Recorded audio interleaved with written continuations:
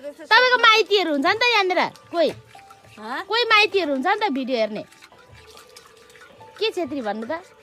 पौडेल छेत्री मेरो देवा पौडेल छेत्री तर रैनी बान्तावा रैनीको बुहारी बान्तावा रैनी हुनुभएको हो नि अहिले फेरि होइन देवा आमाले पनि थाहा छ मेरो आमाको नाम त मनमाया होइन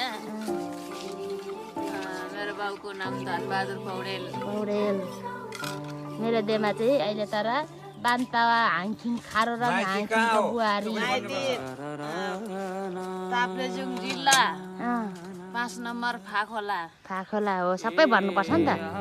अनि तपाईँलाई अहिले काका बडाउहरू कोही उहरू थाहा छैन नि त्यहाँ चिन्जान छैन नि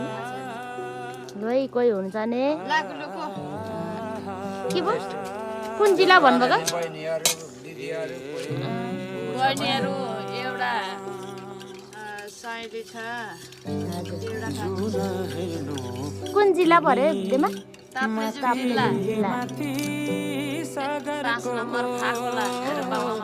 हाम्रो देवरा देमा चाहिँ तर इन्डियामा भेट भएर बिहे गर्नुभएको हो सिलङतिर नि देमा नि देवा बिहेहरू गर्नुभएको हो उतैतिर कोही जानुभएको रहेछ